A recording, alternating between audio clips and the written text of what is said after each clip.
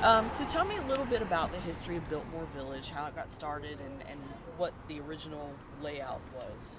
Well, before George Vanderbilt came to Asheville, this was really just a crossroads. It was very rural and about 2 miles from downtown Asheville, so it was where farmers lived and there were a few houses scattered around. And then when George Vanderbilt started his house and bought that property, they needed a place for the train to come, to bring supplies, to bring people.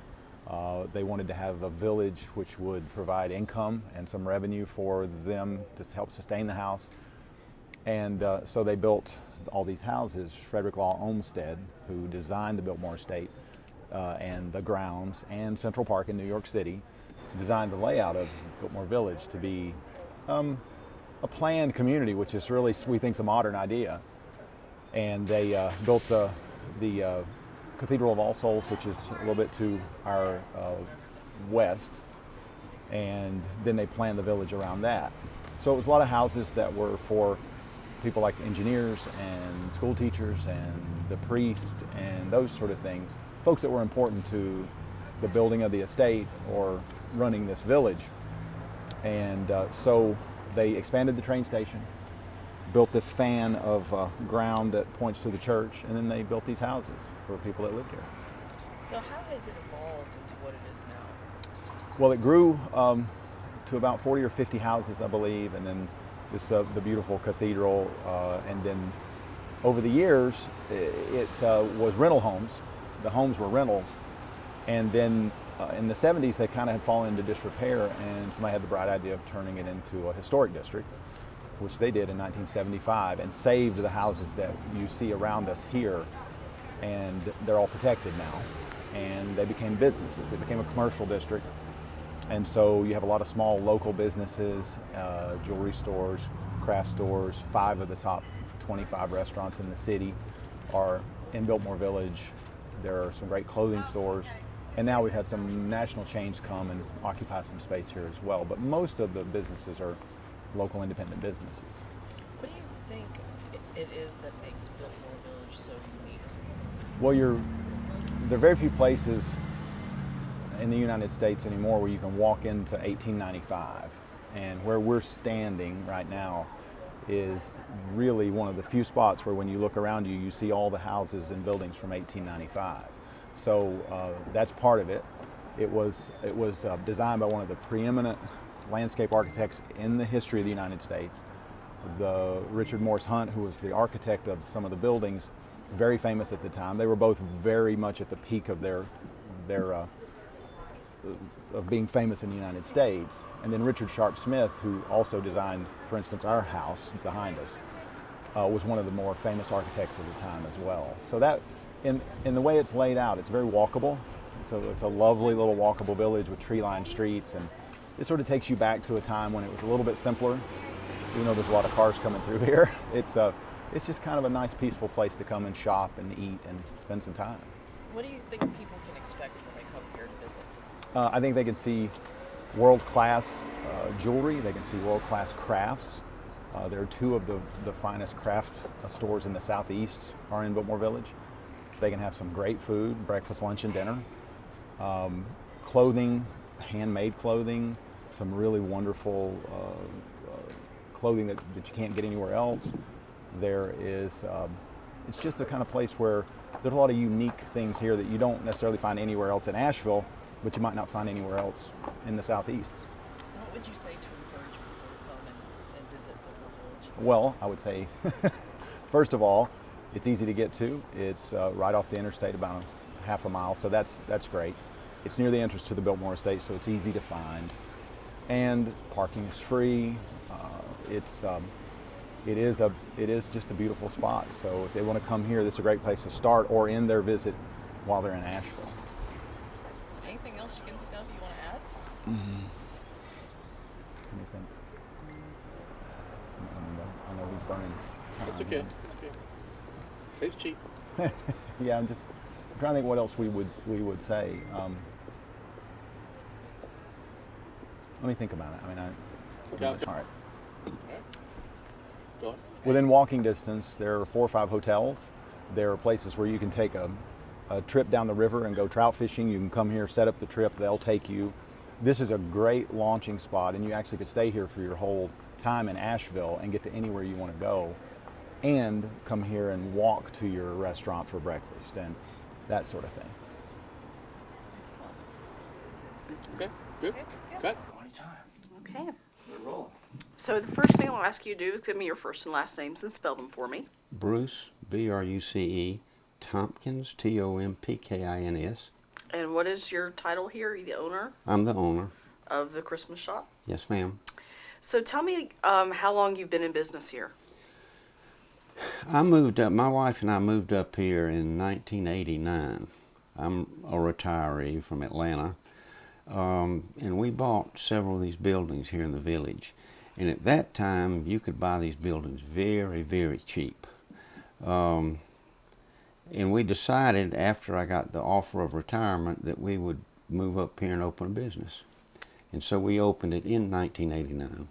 What was the appeal of Biltmore Village that The original, well, I had a sister and her family that lived up here at the time, so I'd visited and I liked it.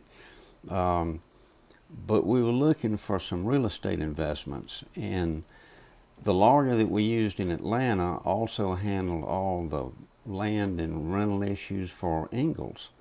And this lawyer was talking to some of the people he worked with at Ingalls, and they said, if he's looking for an investment, have him come look at Biltmore Village. And they knew something almost nobody knew at that time, evidently. So tell me a little bit about your business and what you do here. We do year-round Christmas. And it's been obviously successful. Yes, it has. What do you think makes Biltmore Village so unique? Number one, being outside the Biltmore House. Now, I don't know how many people go through the Biltmore House a year anymore. At one time, I've been told it was almost 3 million people. So we get a large tourist trade here, and a lot of that tourist trade is fairly high-income people. I mean, the Biltmore House is not inexpensive. And through that, we have tourists all year here. My business right now is very slow and will stay slow until sometimes in April, early May. We start getting spring breakers up here in April. Locals don't buy Christmas this time of year. We get a lot of local business in late October, November, December. What are some of the most unique items you think that you have here in your shop? Valancourt folk art is made from antique chocolate molds. And it's done, they have their places in, I forget which state, Massachusetts. And what they do is they pour the substance into the chocolate or the ice cream mold, and then they paint them. And they have master artists, and the master artists will do the final touches on it. And they're really unique pieces. It's a situation where unless you know what you're buying, they won't buy it, but they're expensive. What would you say to encourage people to come visit Biltmore Village? I think the atmosphere is very inviting. I think the nature of the businesses in the village, I mean, a Christmas shop, John Cram owns Bellagio and New Morning Galleries, very unique place, very beautiful merchandise. The restaurants out here are very good. Next door is always full. The train depot, Wayside Grill is very popular. I guess it's the Iranian restaurant around the corner. I can't think of Reza's. That's very popular. And the Biltmore, the hotel has a good restaurant. What kind of feedback do you get from visitors who come, who maybe aren't familiar with Asheville or Biltmore Village? They ask a lot of questions about the history. When we moved here, downtown was a ghost town. Everybody had moved out to the malls. And then it started recuperating, so to speak, and it's very bustling now.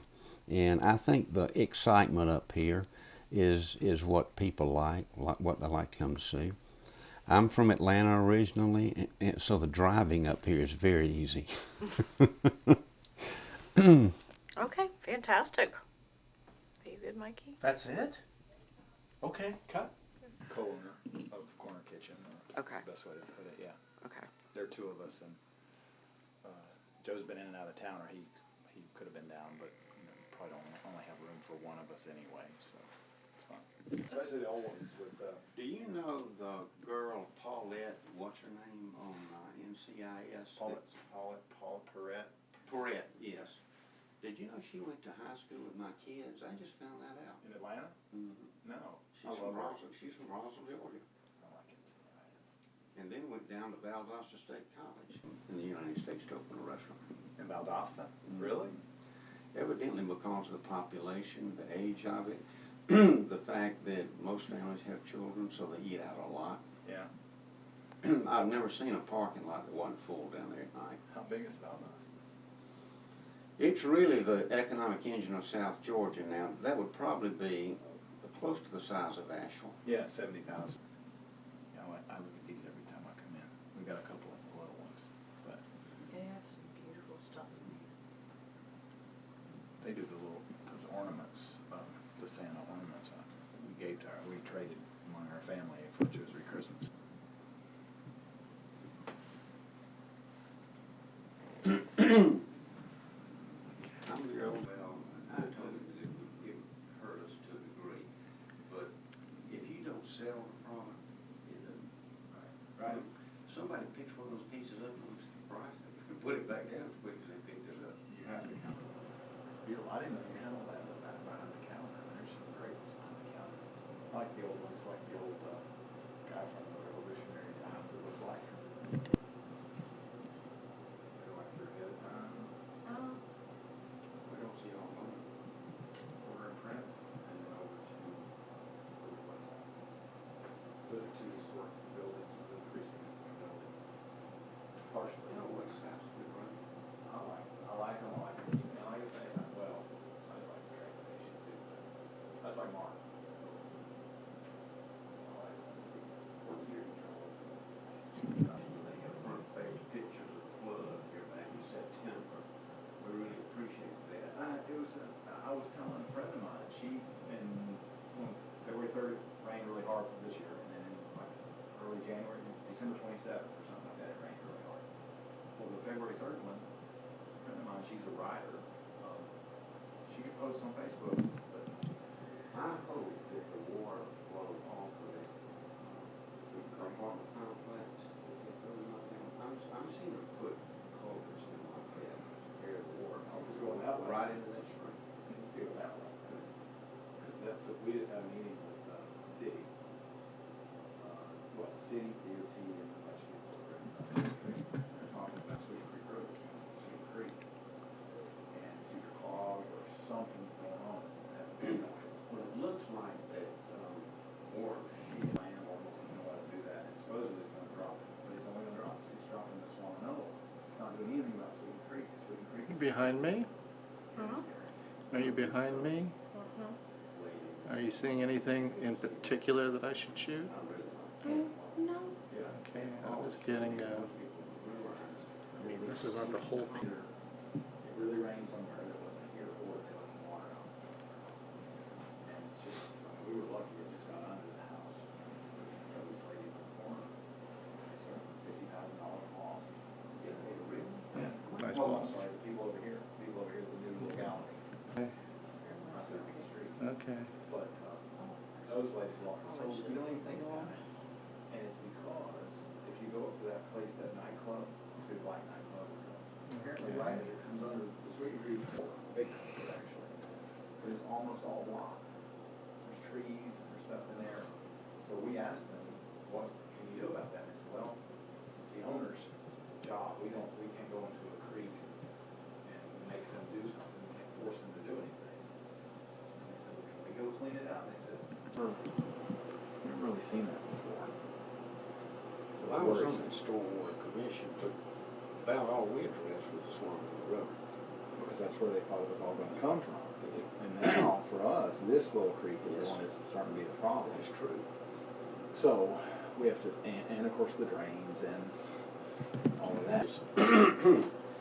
We can monitor it more closely. We're going to be here, right? We're going to be here, and it's not hard to get the everything's cleaned off, but you just have to be down. It's usually 2 in the morning, 3 in the morning. Yeah, that's true. Like Susan said, she said, I come down and check these 3 drains around my building, and then the DOT guys said they're working with the Corps of Engineers to do a bunch of stuff, but they said they would come look at this stream because it is just A little while ago. yeah.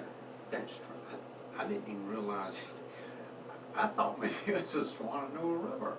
No, I don't think it even broke its banks. I know. It was way above its banks. Yeah, it was not so they weren't happy. And they had their guys out. I mean, their lawyer, they had everybody out just in their boots, doing stuff all night. Because and they said it took the power out for not the top. Is that a Valancourt? Yes. That's wow. That's a big guy. That would also be an ice cream mold and not a chocolate mold. I was gonna say that's a lot of chocolate.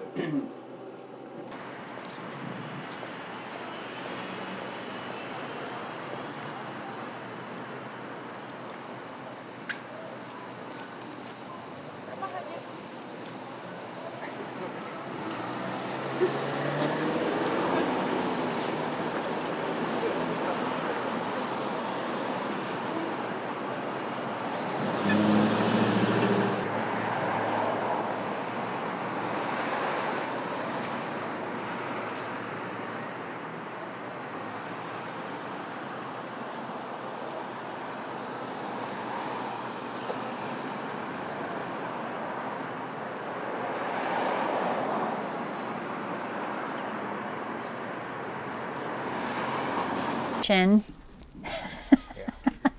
He didn't hear you. Actually, our address is Jamestown. Yes. So, but we're in the city, Greensboro city limits. So Gotcha. Yeah. we're right there. Jamestown, Sedgefield, that whole growing together of High Point to. And they change. I'm ready. So you'll just look at me. The first thing I'll do is ask you, give me your first and last names and spell them for me. Okay. My first name is Deborah, spelled Debra.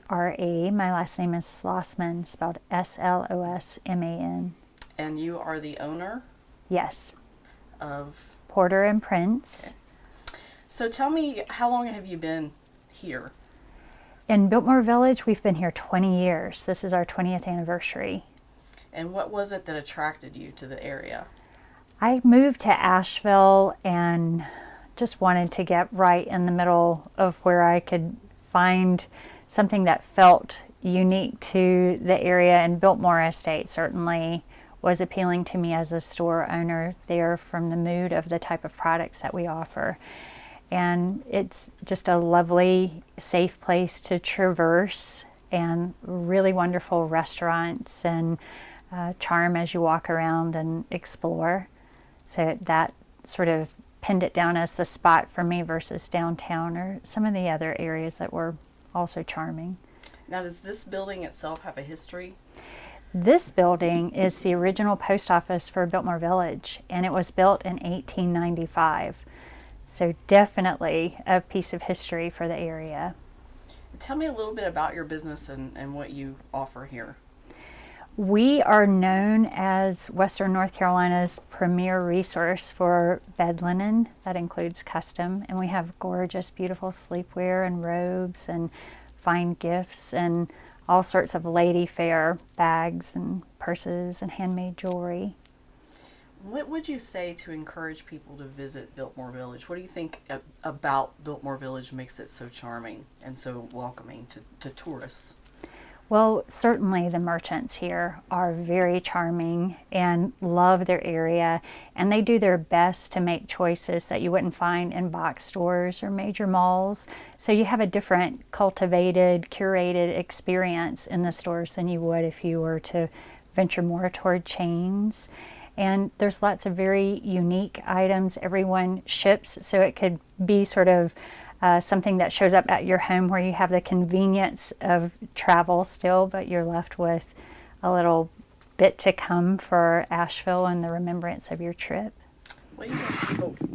Okay. What do you think people can expect when they come to visit Biltmore Village? I think they could expect to have a really wonderful memory of the area. I think they'll find something unique that they certainly could take away from it.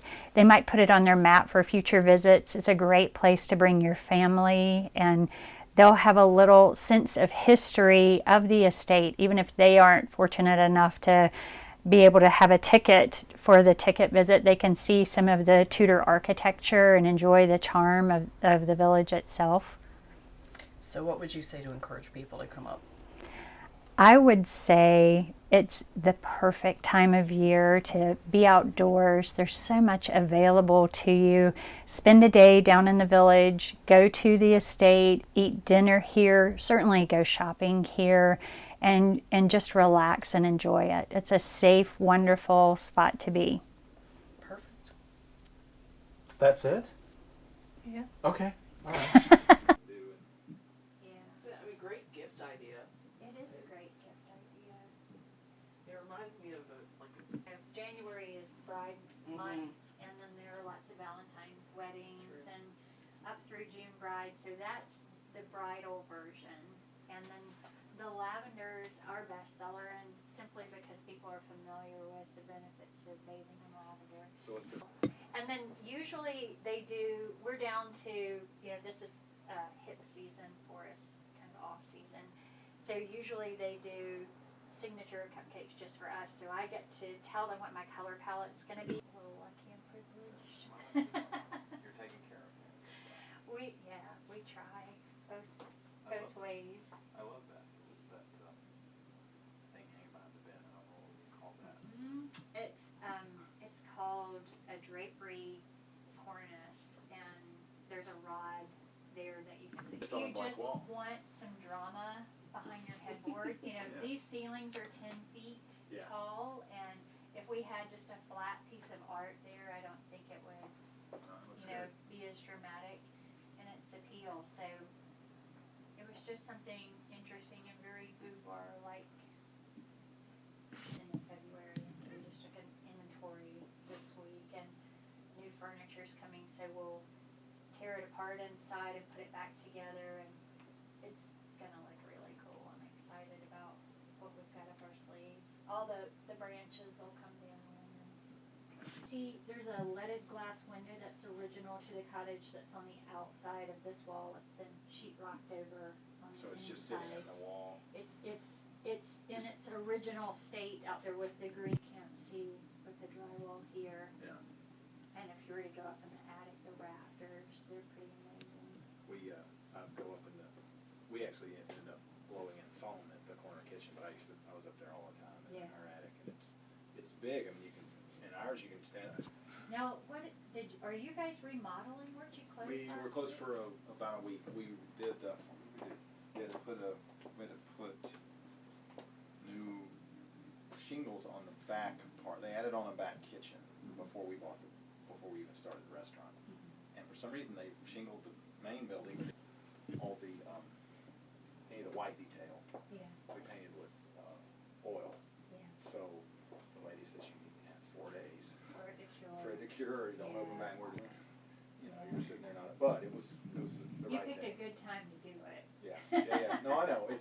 We always close during either February or March, and Yeah. so This has been a tough season for us since the middle up of and down, December. which is kind of a We have been much slower. Like my traffic counts were way off of last year. And it's, as I speak to other merchants in the area, my experience doesn't seem unique to us, but I don't know if it's that combination of election year with, we're up or down. it's the nature of a beast. Yeah. We always have soft seasons during election years. This is our 20th year this year. I So heard you tell her that. I don't know why I didn't know that. I know Pretty amazing. there's not enough of me to go around for it, but Yeah. Well, I'm glad this was going to be Gail doing this, I think. Would have been Gail doing this had she not been she's out of town with some friends, some of her girlfriends. nice. But, well, what's great, and I didn't know it was all, it's the London Road stuff that's coming, because we went Yeah. up to the London district, my friends opened that art gallery Friday, or that was our grand opening, which is in that old, if you go just around the corner from the tire store, it's right there. Brian Boggs building? I The don't know yellow who owns one? it. I don't know, I can't remember if it's yellow, we came in the middle of the night, but way up when there used to be the forestry service had all those buildings, like there's 6 or 8 of them there. That's where Burial's going in with their whole, they call it their campus. So there's gonna be that, and then there's apparently something else coming That'll close between that those gap. two, so that's great. That's great.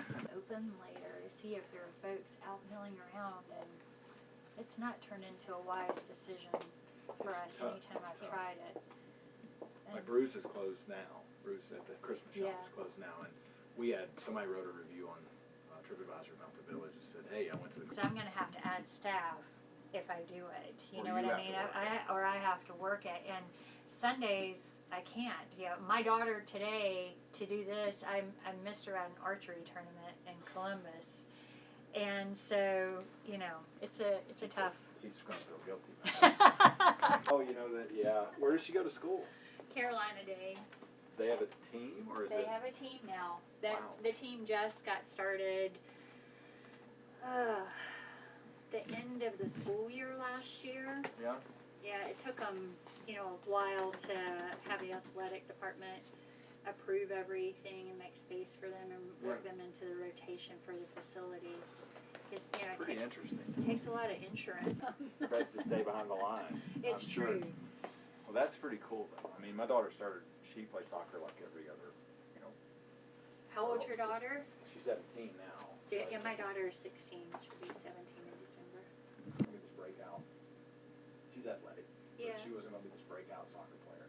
Son's not enjoying it. So she rowed for 2 years with Asheville Rowing Club, which is Asheville Youth Rowing. I was just talking to some friends about that who were talking about that program and what the kids are doing. Now there's one.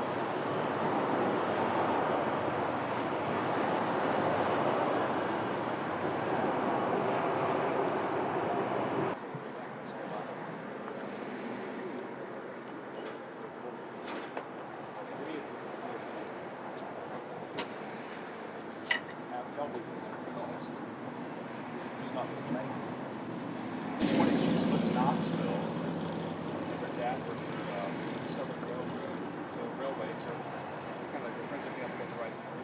Right. So she Here to Charlotte. I'd love to take it if I could call it 3.5 hours instead of 2 hours. I'd probably do it. Again, there's like 9 stops on the way. It's like riding a bus. yeah, they Greyhound. Terrible. So Yeah, it's terrible. they have those bus stations on the side of the highway as opposed to the downtown. We're rolling Alright, so you'll just look at me. First thing I'll ask you to do is give me your first and last name and spell it. Spell it? Okay. Mark Harding, M-A-R-K-H-A-R-D-I-N-G. And you are the. Owner-operator of the Village Wayside Bar and Grill. So tell me a little bit about the history of this building. It's really exciting. I've been working in the village for a long time, and it's always been a landmark down here. And when they were building the buildings back in the late 1800s, Richard Morris Hunt designed this building and the church, which is straight across the way, and the Biltmore office building. And it kind of has this English Tudor kind of feel to it with the pebble dash outside, and it just really gives it a nice warm feel when you walk in. What do you think makes Biltmore Village so special? I love the community that's around us. There's was kind of, to me, like the first community where you had the multi-use, had a hospital here, it had the pharmacy, had the office, had a bank, had multiple places where the people that lived in Biltmore Village could self-contained. And I think that's replicated throughout the United States, but this has so much history and so much, just a deep feeling of community, which is nice. And I think that's what George Vanderbilt wanted when he had this place and developed it, was to let the train station kind of be the first place that people came in and saw before they went to his estate. So we kind of feel that the building itself is kind of like almost an ambassador to Biltmore Village in Asheville, since it was the first thing that a lot of people saw. We still have a lot of tourists that come down here, and it just feels good to be part of the community with such rich history. Tell me a little bit about what people can expect when they come here to have a meal. Oh, Village Wayside. Oh, well, that definitely perks my ears up because, my grandmother, Big Mama, she had the gift of hospitality, and I didn't realize that I acquired the same gift that she had until we got into the restaurant business, me and my wife, Polly. And we're just a laid-back kind of place, and we really cater to the locals that come into Asheville. And we know the tourists are going to come by and say hello, but we really want the locals of Asheville to come into Biltmore Village and be a part of the community down here. So we think with the rich history of the building in the area, it just kind of lends itself to kind of a nice community where people want to come together and gather and talk and just enjoy themselves over a meal and a drink, kind of what we've always felt naturally to do. And what would you say to encourage people to come to Biltmore Village and spend time? A lot of people, think the traffic is a little bit of a hassle, but once you get yourself down here and situated, it's a nice place to walk around and really enjoy what Biltmore Village has to offer. The history is great. The architecture is wonderful. And to harken back in the day of over 100 years ago, to think what was coming through these doors, coming off the trains, and kind of really throw yourself back into history, it really kind of makes you sit back and wander for a moment and kind of take you away from whatever the doldrums of your day might have. What's your specialty here? Wow. The brisket is delicious. I grew up in Dallas, Texas, and so when we moved here to North Carolina, we knew that pork was really big here in the States, so I thought, well, I'll bring Texas brisket with me. That's delicious, and my wife makes some Hungarian cabbage rolls. So we're not your typical Southern fare, but we kind of represent a little bit of everything, and everything on the menu is there for a reason. Whether it's something that an old family recipe that we had as we were kids with my grandmother's coconut cream pie, or the Hungarian cabbage rolls, or the cold hot dip that me and my wife met at a restaurant, and we got that recipe from a place that we used to work at together in college. So everything kind of has a purpose. So the menu is really special to us. We take a lot of pride in it. And what does it mean to you to be a part of the village? I mean, to be able to have your business here and in this building? Well, I guess when we first opened up, you're more concerned about the longevity of the business. Right, you hear all the statistics of how bad things can be, and so you're trying to beat the odds. And then once you get established, you realize that not only providing food and service, but you're also part of the community. And a lot of different things that we can do to help people out, whether it be nonprofits or donating a percentage of our sales to a local charity that might be in need. That's when we all kind of get together as a village and really help each other out and really support each other. So it's not just putting food on a plate, it's being part of the community and trying to do good and be positive and let that positive energy just kind of replicate itself across. Let's go shots, we're all done. Awesome.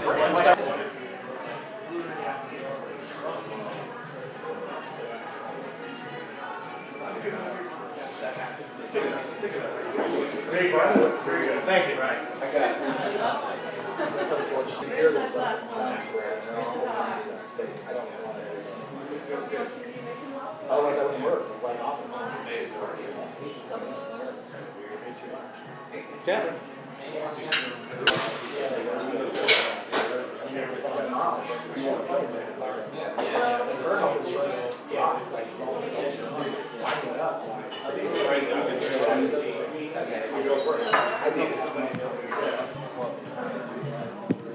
Let go now.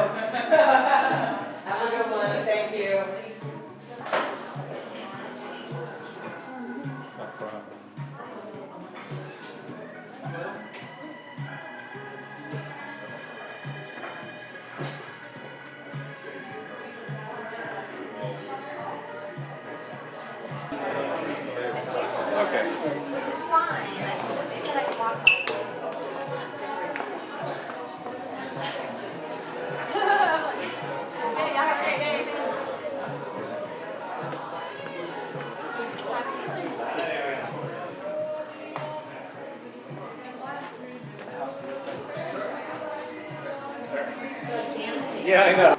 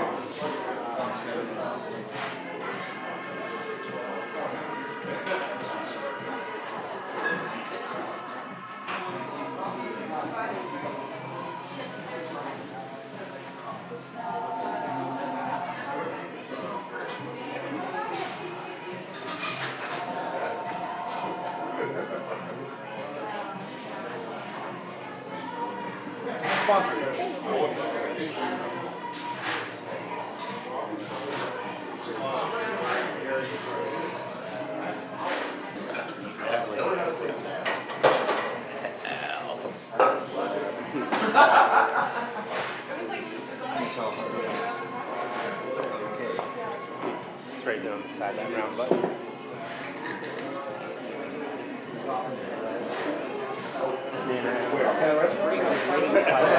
Lady soul to really mess with arenas because I didn't know the key binds that well. You're all funky. I know. And then the other thing that happened was I didn't have all my skill points unlocked. So finally at 45, I was like, let me do arenas. I'm on a 12-0 win streak today. Straight whooping people. I had a couple of good fights against other classes that were really close. Yeah, it's real. I mean, no gear at all. It's completely down. It's no weapon, nothing. Everybody's got it. The only thing.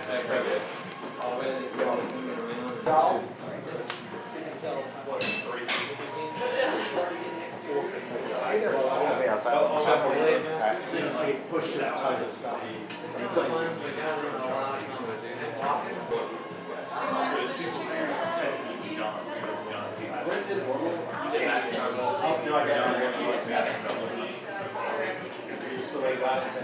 Oh yeah.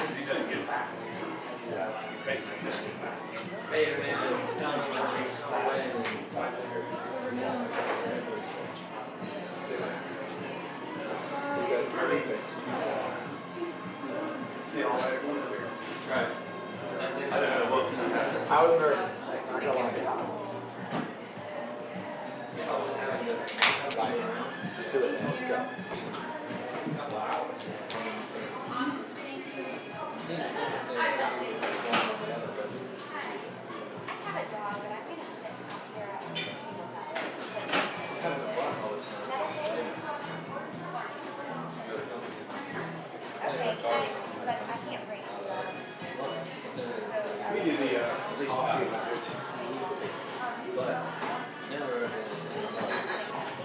Stuff's good.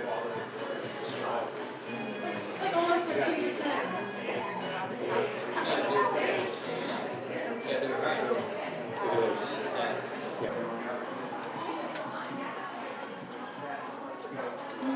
Okay. Are you? Hi. I'll just have a green man, or a Highland IPA. Okay. Do you have your ID on you? Yeah, I do. Awesome. Thank you.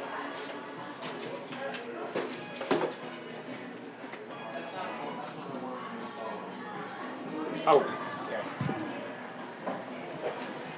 And you said the Highland IPA? Yes. Okay.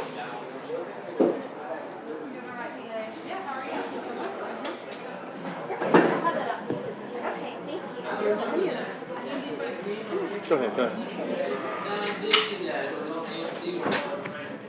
restaurants. He gets to talk to these people, and there are people coming here that could live anywhere. There are people moving here from Paris. They have an apartment in Paris, and they're selling it to move to Asheville. I mean, I like Asheville, but I'm not, that to me is like blows my mind. And he said, why would you do that? And he said, well, it's America, first of all. We're coming back to America.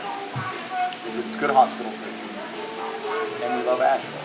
So we can go back to Paris on a trip, but we don't have to live there.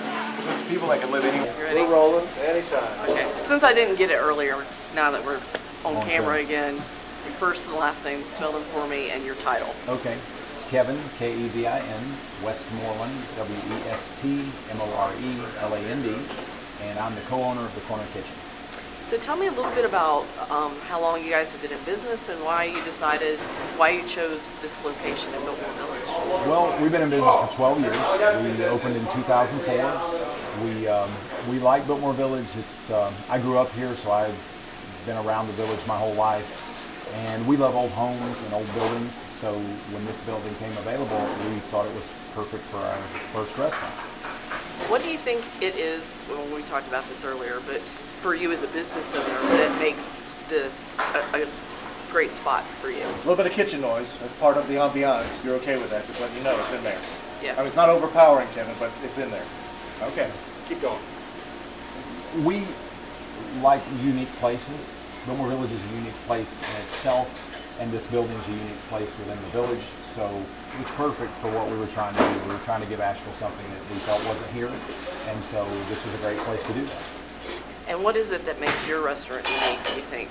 I think, first of all, we have really friendly people. We go back to that old idea of service being really important and the guests being king, basically, or king and queen. The guests come first. We want to treat everybody as if they come in and they're very comfortable to be here as long as they want to be here. And when they leave, we want them to feel like they're thinking about the next time they'll come back and see us. And as a business owner in Biltmore Village, why would you ask people to come in and check it out and spend some time here? Well, they can come either before or after they eat with us, and they can go to a couple of craft stores that have some of the most amazing things you'll see in the Southeast or in the country. We've got some of the nicest individual stores. We have a great pen shop across the street, which is one of the nicest stores I've seen in the country. We've got 4 or 5 of the best restaurants in the city, in this area. You can walk to all of them. There are some clothing stores and some art stores and some jewelry stores that will have things you won't see anywhere else. So you can come eat with us, but you can make a whole afternoon or a day of it and see some things you won't see anywhere else in the city. Perfect. Is that it? I think we're good. You done? Yes. I was waiting for a question. I was going to walk. Do you have a...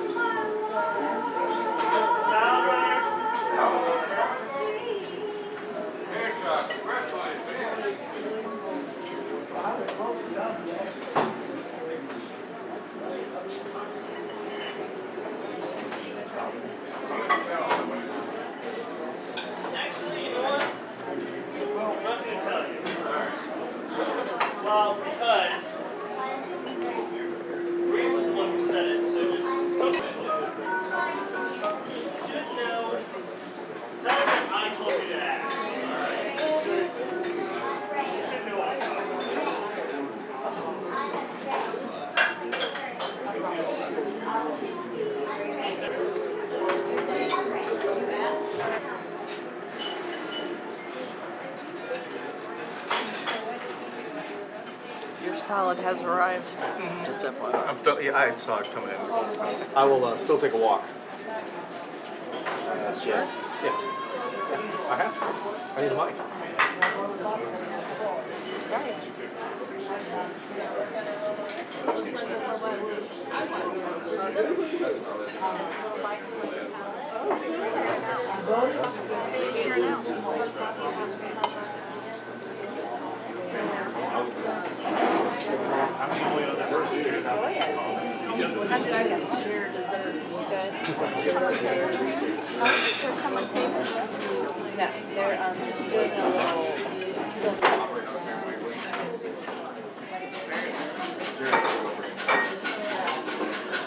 No, they're just doing a little.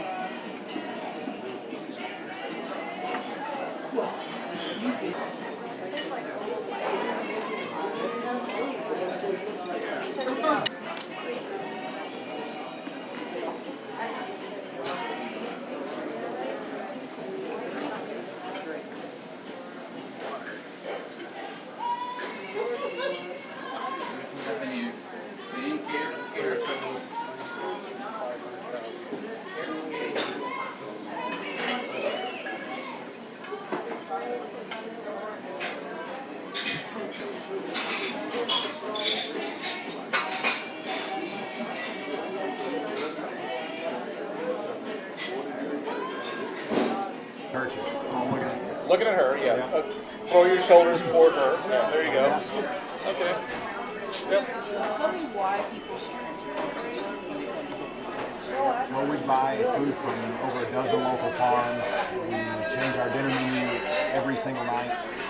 And where else can you have a meal 7 days a week in a 125-year-old cottage right outside the Biltmore Estate? I think that's why they should come. And what do you think specifically makes this restaurant so special?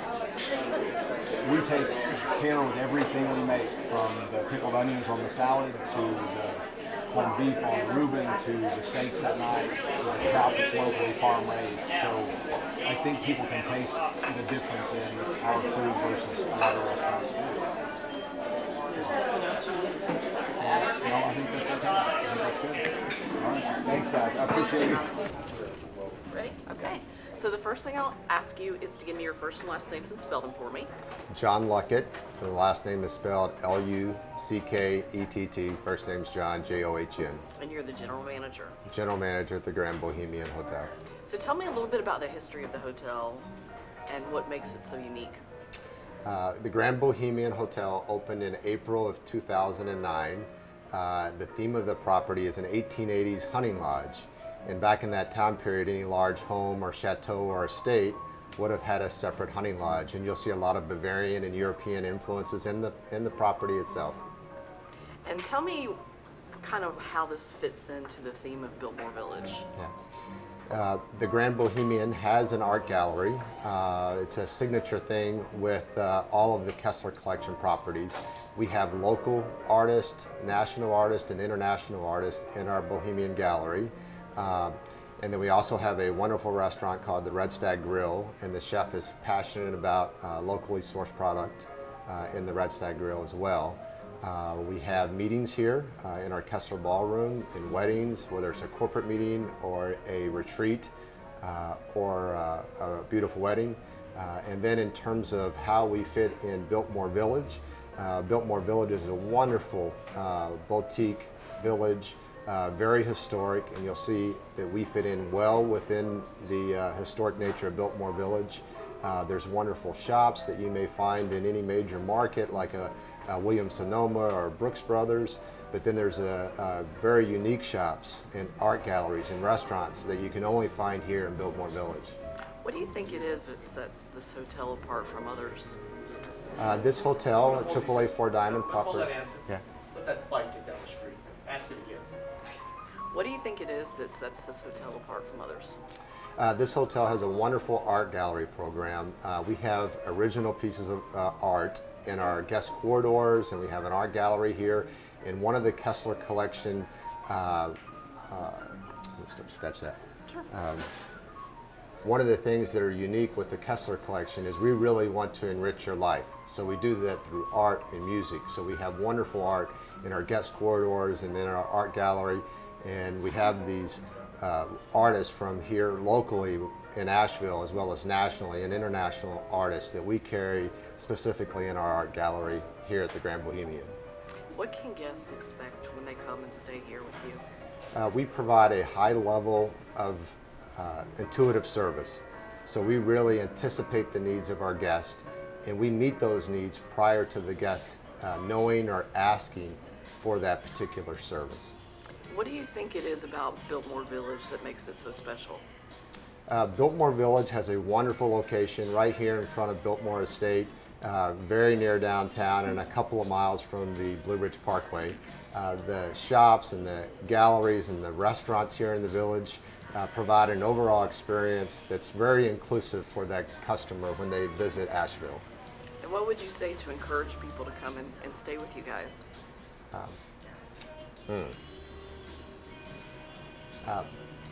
And for a customer coming to Asheville, we have a very wide range of amenities, whether it's art galleries or restaurants, shopping, hotel lodging, right here in front of the Biltmore Estate, very close to the Blue Ridge Parkway in downtown.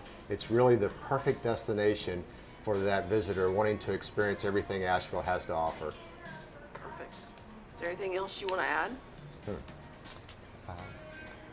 We have a Poseidon Spa that has wonderful treatments, a couples treatment room, wraps. Our massage therapists are wonderful, and we have a great lounge with entertainment in the evenings as well.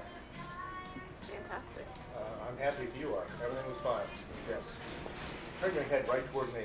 Now you will acknowledge my existence. Okay, that's great. Got it. That hopefully you can dice and Absolutely. Yeah.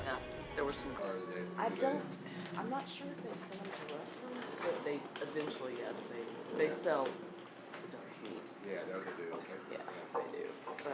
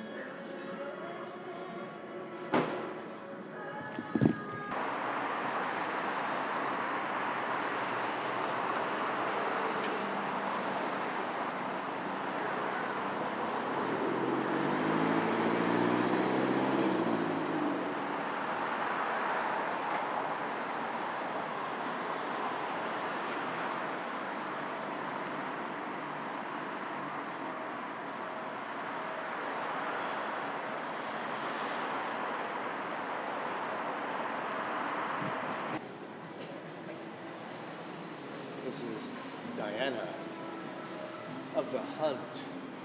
Yes. Okay. Very good.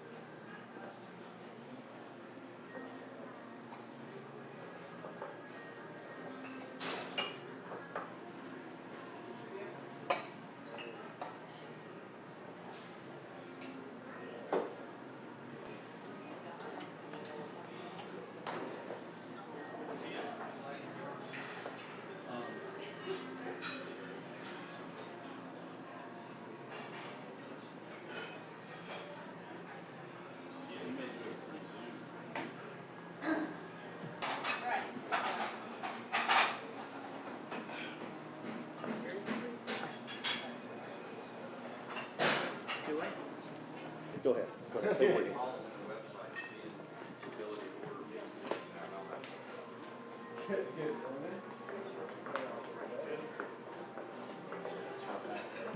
In a minute? No, I'm good. I'll do the egg white omelet. Sure. Which is different or the flavorings?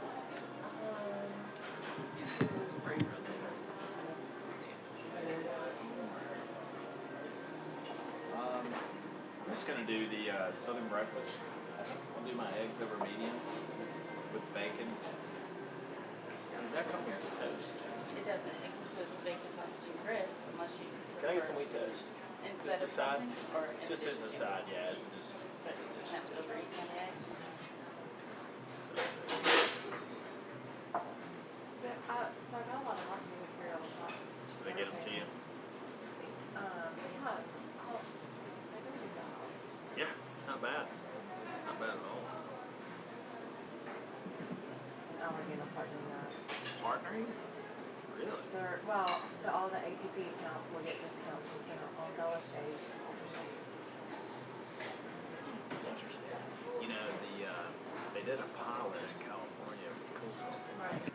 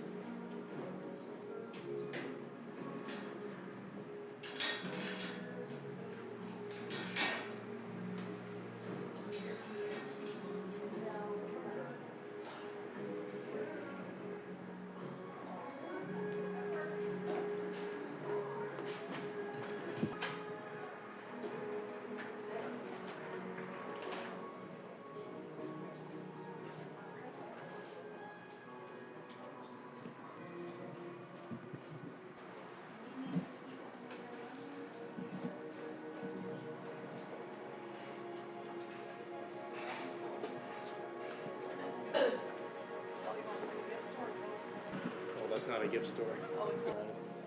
But he's welcome. Everything's for sale. Not me.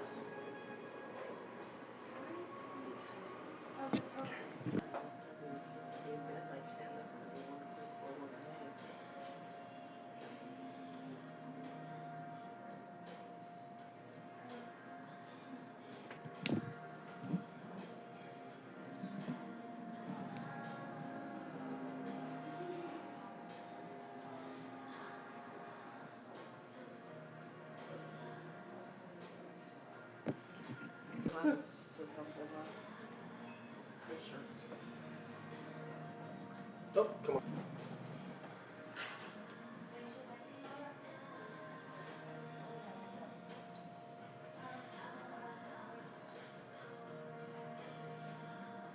Don't wait on me, that's fine. Just scroll right through, that's okay. Just wanted to make sure. Okay, that's cool, thanks. I like the motion of people going for the shot, actually. It helps. Yeah, exactly.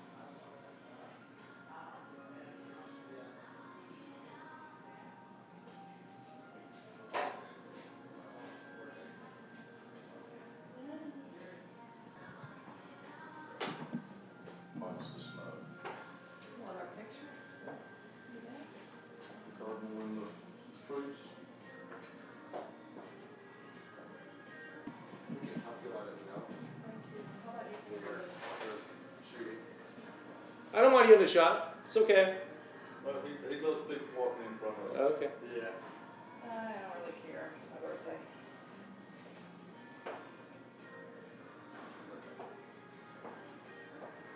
Since we interviewed. Can I see those rings or can someone help me?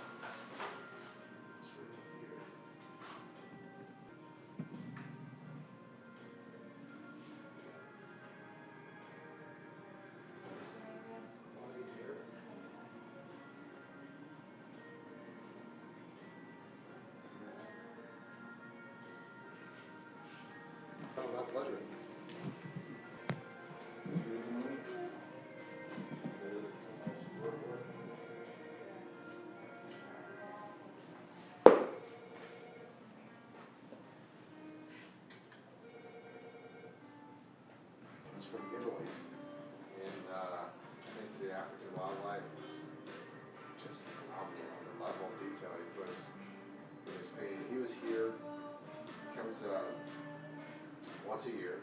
Here he said that to really focus on the campus because it's already ingrained in his mind before he starts to shut it down. Is that crazy or what?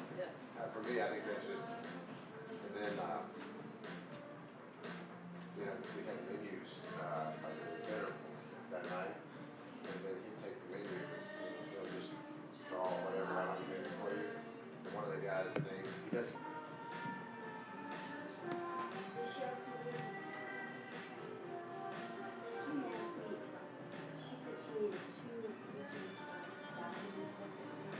So slower time of year for you guys, I guess. A little bit, we'll run 70% range, 75% range.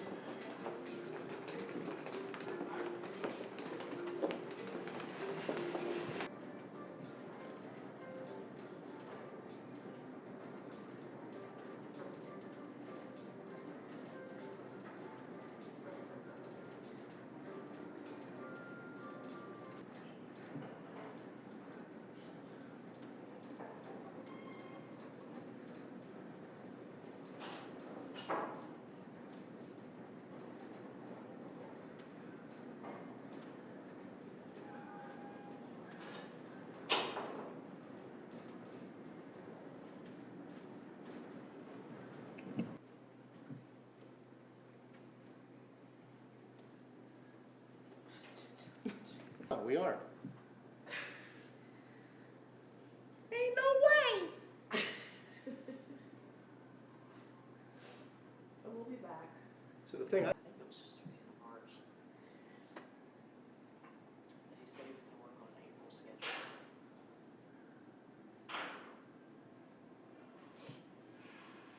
And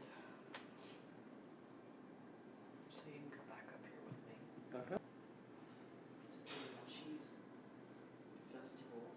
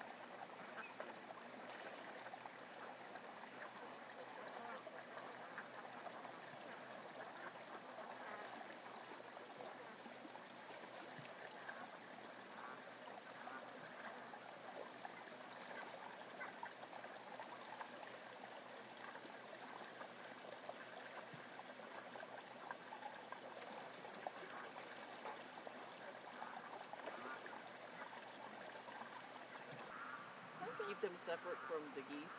We have to, well, we wanted them to be separate from the geese so that the geese wouldn't harass them when they came down and you were trying to film. Oh. They do. They'll like go after them. They'll be like, "You're in my space." Hey, you're on camera. What do you think? You're the big star.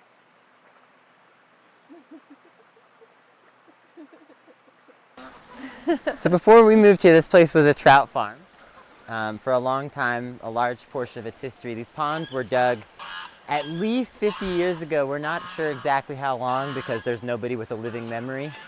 And they weren't keeping a lot of records of those kinds of things back then. So we don't know exactly when the ponds were dug, but they were dug some time ago. And it was a pretty interesting place. They did a lot of different things here. They had a restaurant at one time. They also had like a fishing camp where youth would come and fish and camp and learn about aquaculture. It was a catch and cook facility at one time where you'd catch your own fish out of the ponds and they'd cook them up here for you. And so they did a lot of interesting things here, and it was kind of an interesting, very community-oriented space for a long time. And so it had that history coming into it. When we got a hold of the property in 2010, it had been in the hands of the bank for some years and hadn't been getting enough care and took a lot of effort just to get water back in the ponds or anything. We weren't sure exactly what we wanted to do, but we knew that we didn't want to follow the same sort of monoculture methods of just farming trout the way it had been done here in the past, that we wanted to try some more diversified farming methods and some different things. We work a lot with sustainable aquaculture here and a lot of different things, but what ultimately ended up being our big focus is obviously the ducks. And how did that come to be? Well, it actually kind of happened mostly by chance. When I was young, my parents had owned some farms and we had done some farming. And then when they bought this place and we started all thinking maybe we could start coming out here and rehabilitating and doing a little farming again, we initially were just looking at mostly animals that we had some experience with, like chickens. And we had tried cattle before, but we didn't really have the space here, so we knew we couldn't do that. But we were kind of trying to figure out what to do, but mostly sticking with things we knew.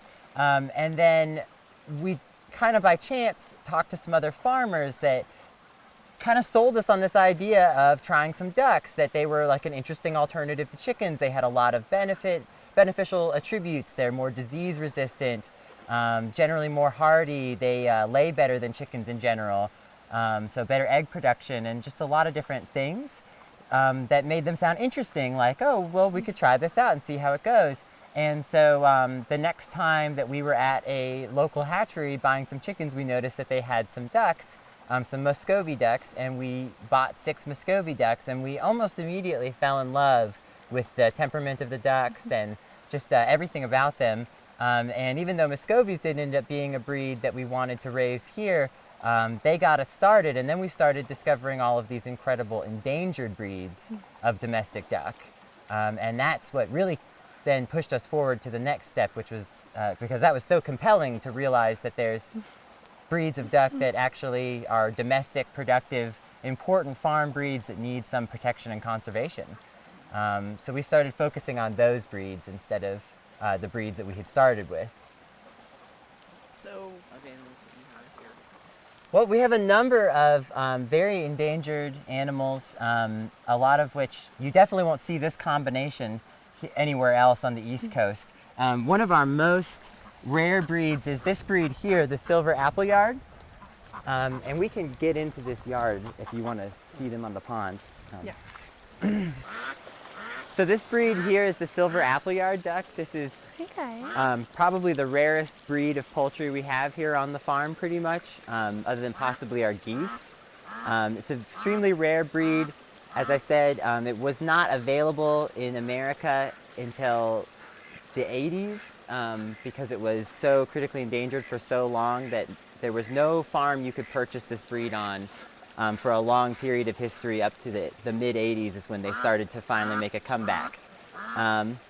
So, like I say, just an extremely rare breed, extremely productive, amazing breed. They are a heavyweight breed of duck, which makes them a good dual-purpose breed. They lay between 200 and 270 eggs per year.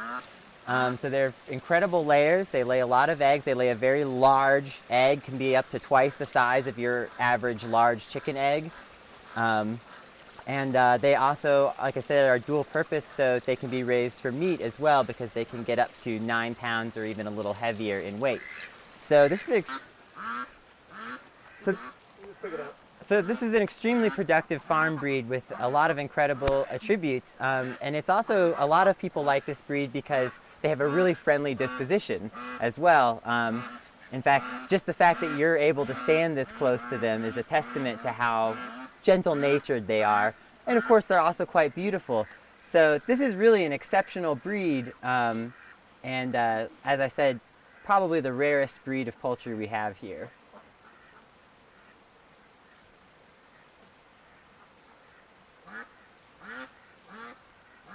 Now, what do you guys do? Like, how long are they typically here before?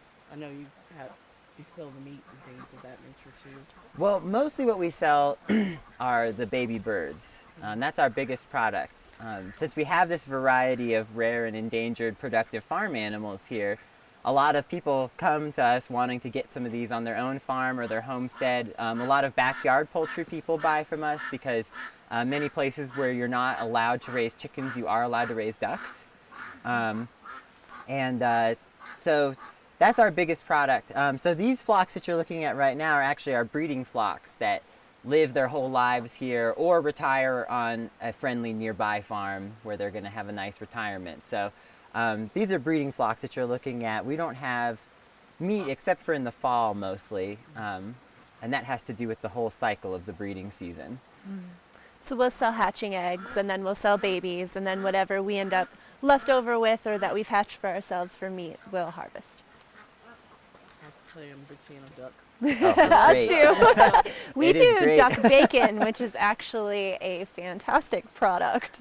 It's a cold smoked duck breast, essentially. So you have a layer of fat and a layer of meat and everything. It's just the best bacon I've ever had in my life. So that's our plan to take over the world, is with duck bacon.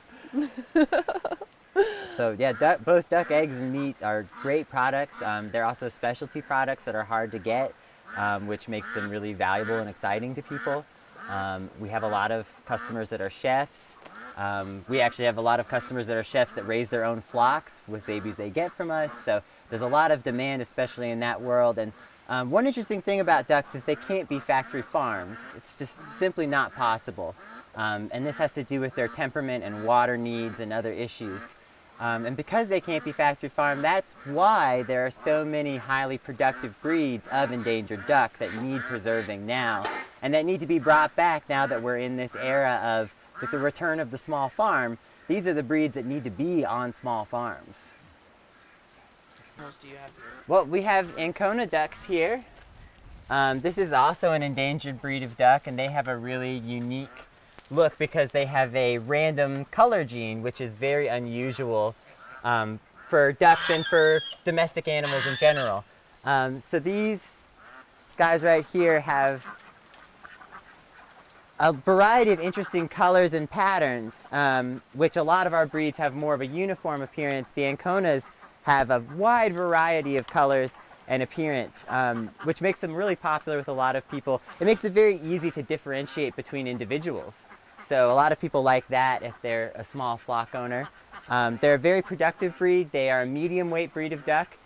They can get up to be about 6 or 7 pounds in weight, and they can lay anywhere from about 230 to just shy of 300 eggs per year at the top. This is also an interesting breed because they can lay a variety of colors of eggs. They can lay white eggs, but they can also lay blue eggs, green eggs, slate colored eggs, and even a black kind of color of egg. So we particularly on our farm breed for green eggs because we find that to be the most attractive color that their eggs can come in. And so we've been developing that. So not only do we have this endangered breed here, but we have a line specifically geared towards green eggs, which makes them very interesting to a lot of people. They're a variety. So other than the eggs that we hatch, we sell the majority of our eggs to the chop shop in Asheville, actually. That same line? Yeah, Okay. we do have a few customers. Okay. We do have a few customers, but mostly we sell to the Chop Shop in Asheville. Our few customers are usually the people that we like to hang out with. So they come by and we hang out for a while and they buy some eggs and stuff like that. But for the most part, we are able to be more free and not have to have a constant amount with the Chop Shop. So we can say, we have 3 dozen extra eggs this week, here you go. Or we have 8 dozen extra eggs this week, which happens sometimes. So it's very easy for us, and it's a very cooperative business arrangement for us. So that's, yeah. And it's great because the demand is just much greater than we could have ever anticipated, and also much greater than we could ever hope to meet. So as many eggs as we have, we can easily sell through the Chop Shop in Asheville. It's pretty great. The great thing about duck eggs too, and ducks in general, is it's a very rare product. So it's very much in demand. As a small farmer, you can really make a decent living by doing something like ducks instead of chicken, where you're getting $5 a pound, maybe $6, or more. But for the most part, that's the common, amount around here. Whereas duck is $15 a pound to $20 a pound. It's way up there, and your value-added products are really what make a farm successful. And duck eggs are really incredible in a lot of ways because not only are they larger than chicken eggs, but they contain more vitamin A, more vitamin D, they contain more omega-3 oils than chicken eggs, and they contain more of the chemical that gives baked ingredients their loft. So for bakers, duck eggs can be really exciting because they can help them get extra loft out of their baked goods. Some shots of something in a kitchen. And do you have some eggs? Tons of eggs. Absolutely, yeah. We have chicken eggs, goose eggs, and duck eggs, and we have a couple colors of duck eggs. So. And these anconas also come in a variety of colors. I don't know if you had mentioned that or not. Anconas come in black, blue, silver, lilac, and chocolate. So there's such a variety that you're looking for in these guys that you can really play with genetics and have a really fun time with these guys. Why is it important to you guys to specifically work with these endangered varieties? Well, it turns out, because as I mentioned before, ducks cannot be factory farmed, that the most productive varieties of domestic duck are endangered. So what you're looking at here are not just endangered birds, but you're actually looking at incredibly productive endangered birds. Some of these birds that we have here on our farm are varieties that hold world records for egg laying numbers. So you're talking about an animal that's just got incredible potential for the small farmer and really needs to be on the small farm. And that's what we're all about, is bringing back things to that way of relying more on small farms and community agriculture as opposed to large agriculture that people are totally detached from. What are some of the other interesting aspects here at your farm? Well, we have some other varieties of poultry. We have American buff geese. We could go try to get some shots of those if you want. Geese understand that this is my flock. I need to protect my flock. So, if we have any kind of predator problems, those geese are going to go after it, even if they're going after the anconas and not them, because this is their family. Everybody here is a family. Now tell me about the other aspects of your property. Yeah, we do a lot of agritourism here. We feel like it's really important to bring people out into farm settings and let them get their hands on it, eat farm fresh food, put their hands in the soil if they want to learn things. So we do a lot of different agritourism here. We teach classes and we give tours. We teach classes on a variety of subjects. We teach classes on duck husbandry, but we also teach classes on aquaculture and other homesteading topics that are applicable to people, whether they have a quarter of an acre or they have 50 acres. We can teach them methods that'll help them to produce some food at home. We also do agritourism in the form of a bed and breakfast. So we have a small cabin that we rent, and we also have a couple of campsites that we rent during the nicer seasons. And this is really great because this gives people the opportunity to experience the farm and connect with it in a deeper way.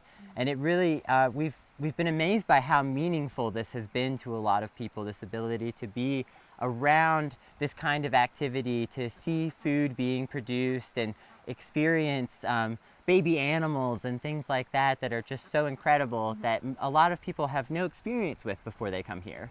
We have a lot of variety of people that come here, but our main people are usually hikers, young farmers, and people who just need to relax and be in nature in general.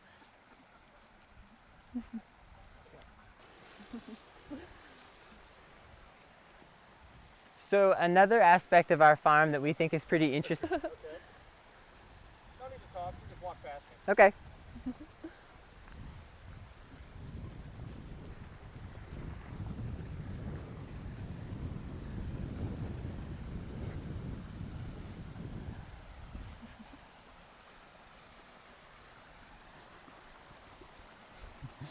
Find interesting is the concept of restorative agriculture.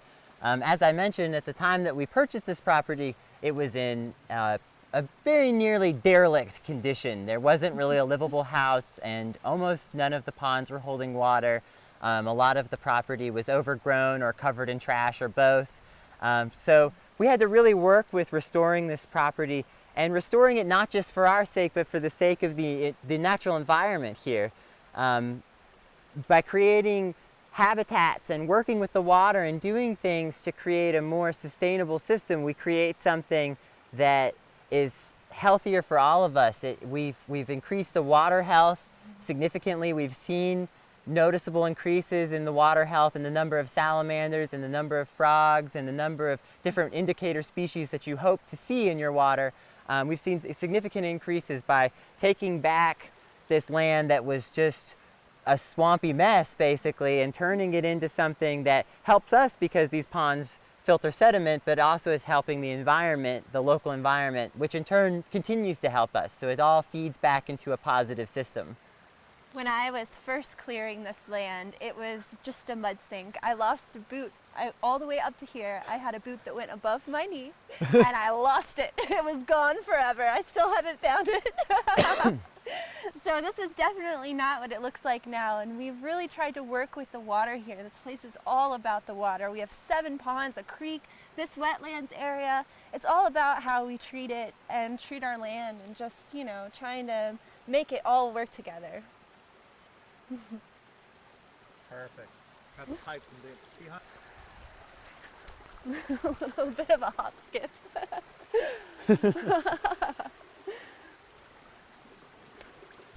If this was actually all clear, I had a friend come and do a ton of tree work for me, and he knocked it all down. Yeah, we've had so much tree work done in the last month. Yes.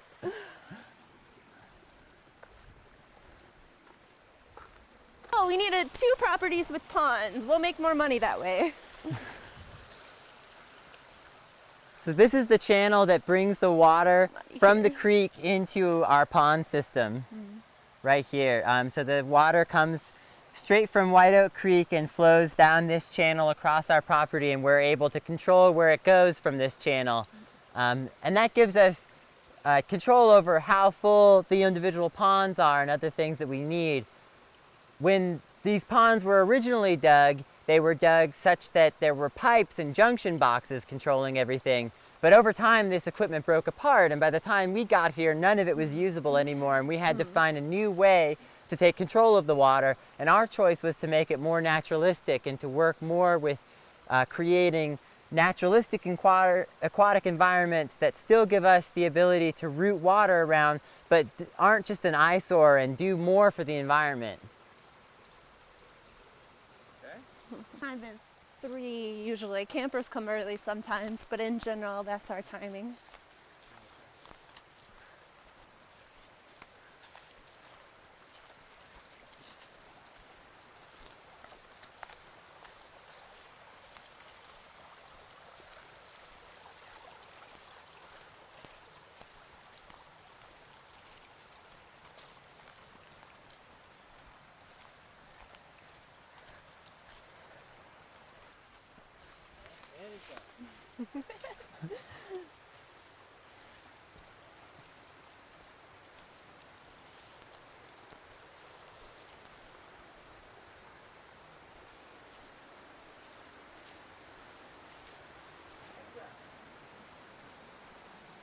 So this is one of the campsites that we rent. This is a place where visitors can come and enjoy the natural environment and our farm and everything it has to offer, as well as what we're doing here with the environment. This is just generally an interesting place. We're right at the foothill of Mount Mitchell here, which is the tallest mountain in the eastern United States. And we have some of the cleanest water in the eastern United States right here. This is White Oak Creek, one of the very cleanest creeks you can hope to find. This is a very interesting area for some other reasons. This part of the country is very mineralogically active. These mountains in particular are host to a number of interesting minerals, including mica, garnets, emeralds, rubies, kyanite, and much more. So there's a lot of interesting geological things for people to see here. There's a lot of mycology here in the forest. There's a lot of wild mushrooms. And then this is also an international dark skies area. So some of the best stargazing that you can hope to find in this region is right here. So just in general, people who stay here tend to find that there's a lot to do and to see for people who love the outdoors, want to experience nature in a meaningful way. There's just so much to put your hands on and look at here that it's just a great opportunity. We'll often find our campers in the creek with their heads down just looking for rocks, and they'll do it for hours. They really enjoy it. It's perfect for rolling. I see. If you do roll, just remember to stop. You really have to do bug control as best as you can, and as soon as you see them, you're just like, okay, time to order the fly bags. What's the nearest town for you? We try to trade everything that we can, so we have a lot of, friendly farmers, I guess you should say, that we do meat shares with. We have a market garden right across the road, basically, that is just all.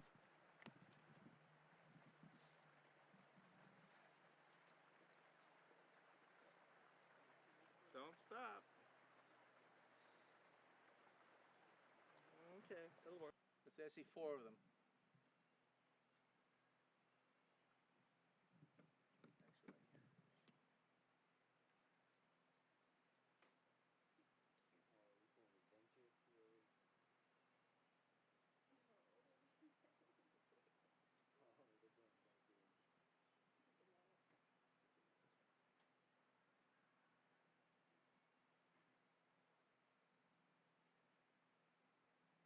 Can you see my monitor?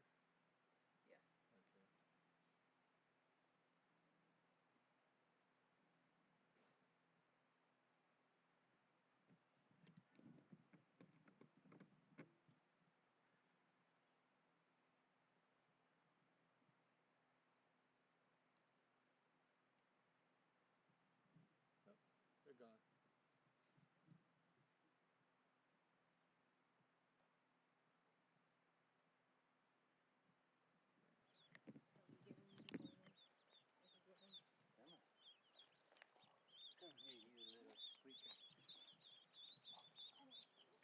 Okay.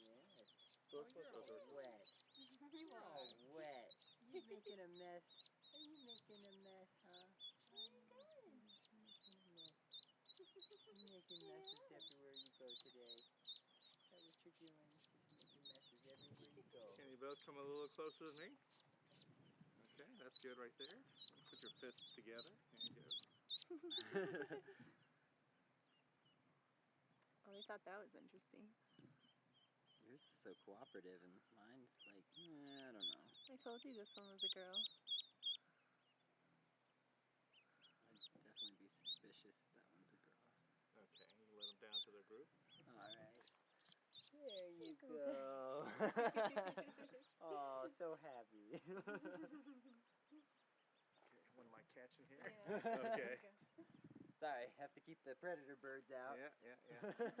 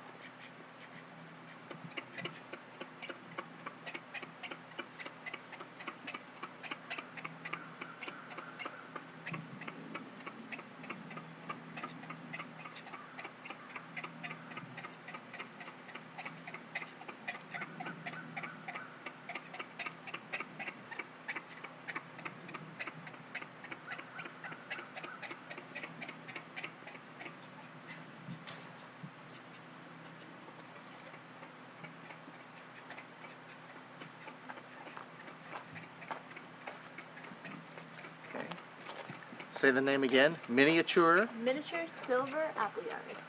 silver apple yards. It's just, okay. You get a shot of this.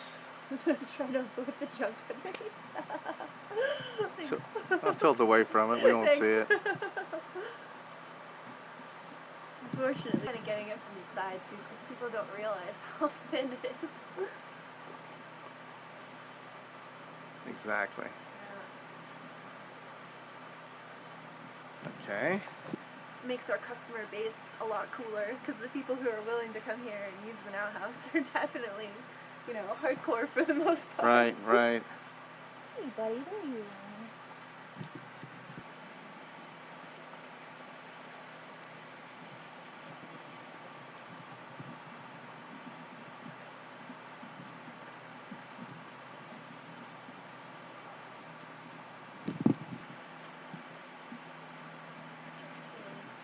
He was born here. He lived here before any of us did.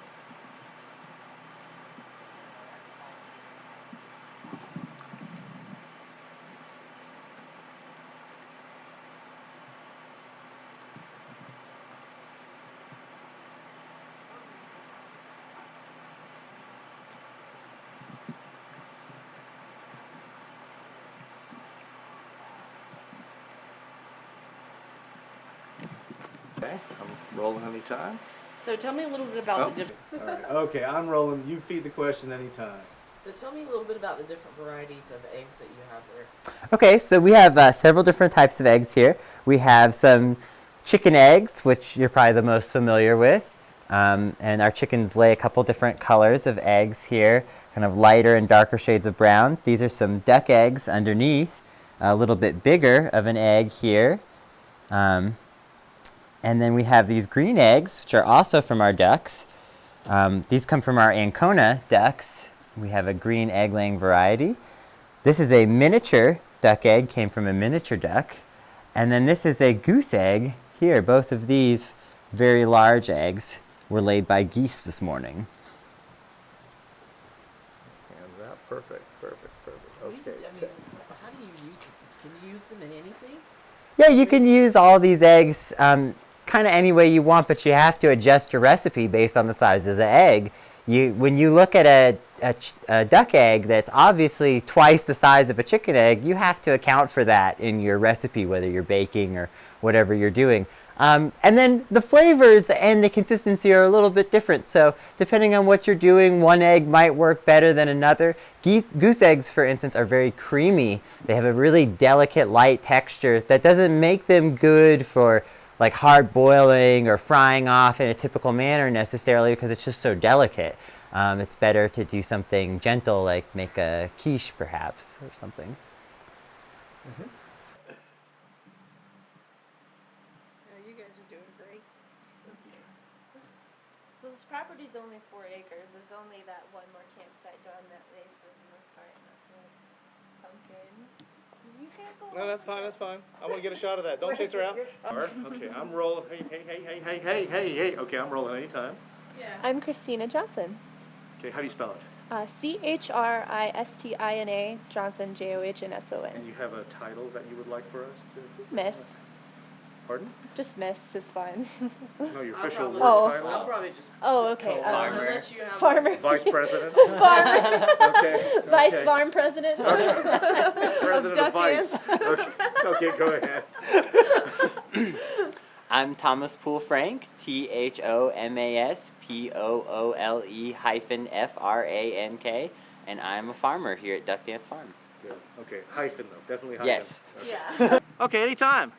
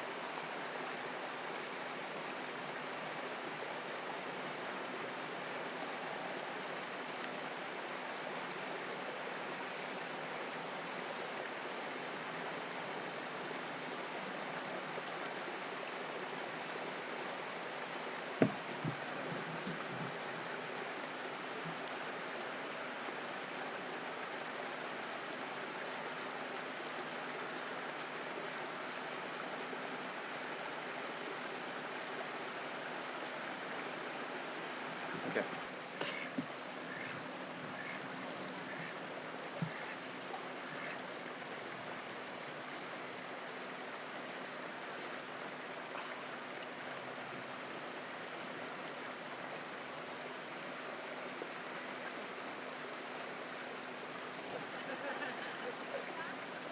Here they come.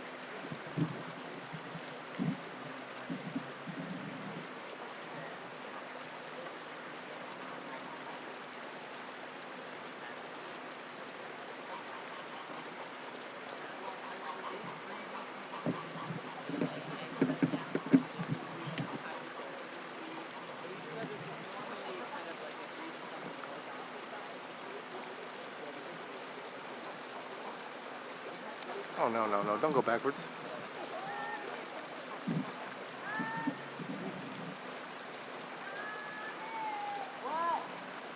Don't interrupt.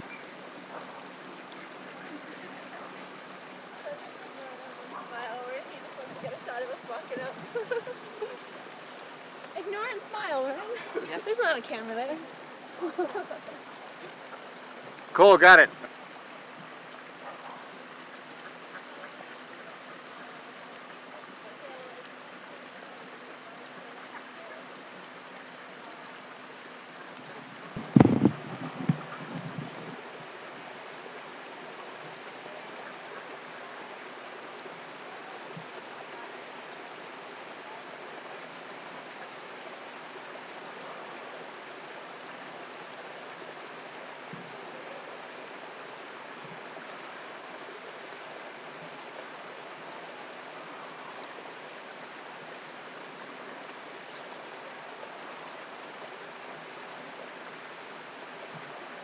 Did you say feet in the air? Mm-hmm. Feet in the air. Oh,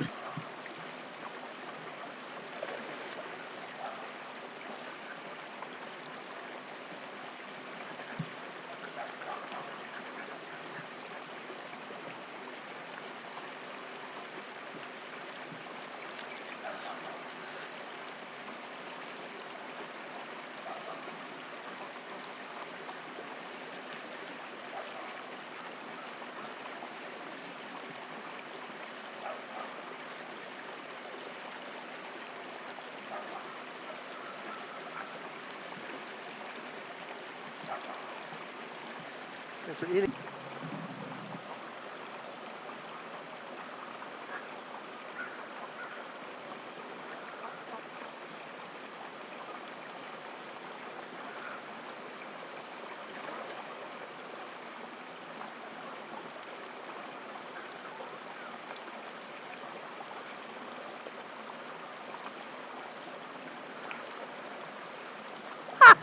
All right. Great, great, great.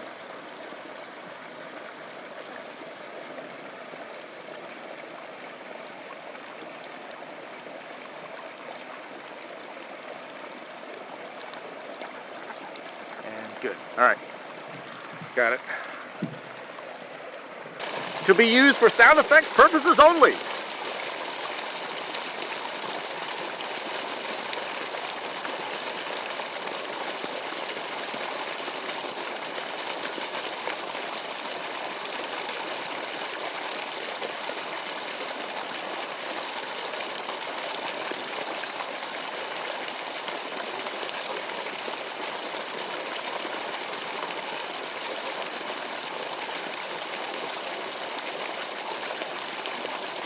Dude, by ourselves, and the camera guy came out of the book. Yeah,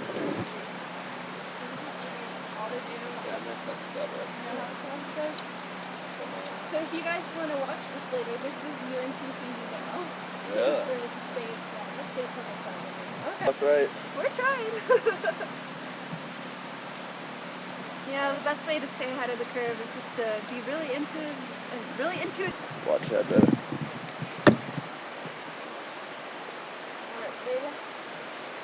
I think it'd be a deal at the top. I got these. Yeah.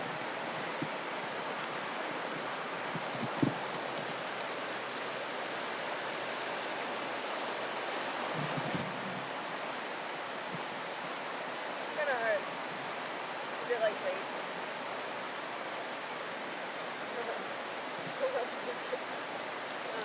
This turns into a 2-hour video.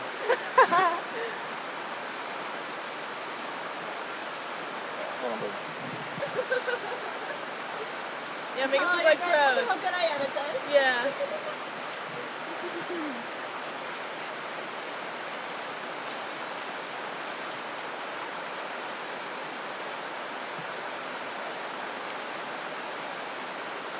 I'll do this.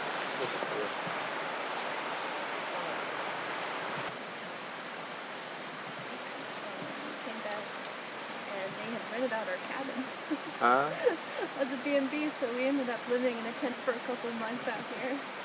Can't we stop moved commerce. it a couple times, you know, so when we went to set it up actually, like, last couple of days, we did it in like 5 minutes and we're like, damn, we're good.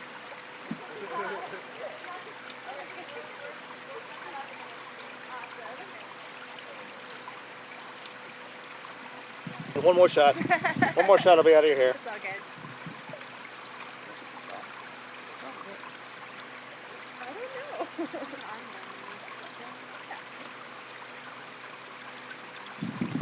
know. Okay.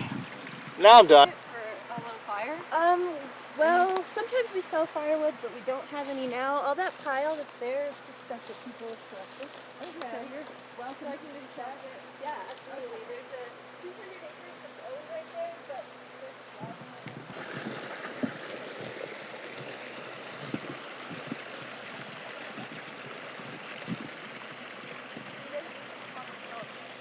no, they were here when we got here. So we basically gather all the water and mix them up. All of this rock work along here, that's our work. Trying to restore everything.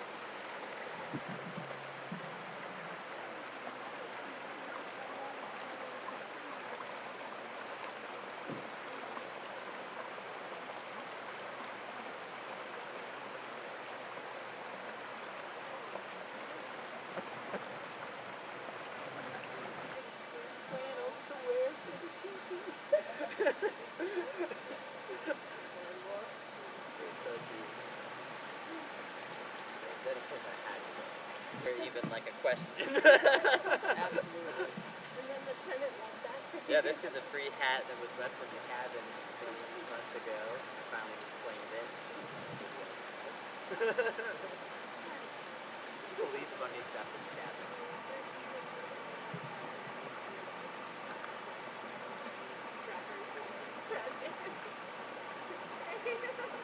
Yeah, let me tell you something. You never get to know people better than when you start emptying people's trash out. Especially people on vacation, because that's when they just like do whatever they feel, you know?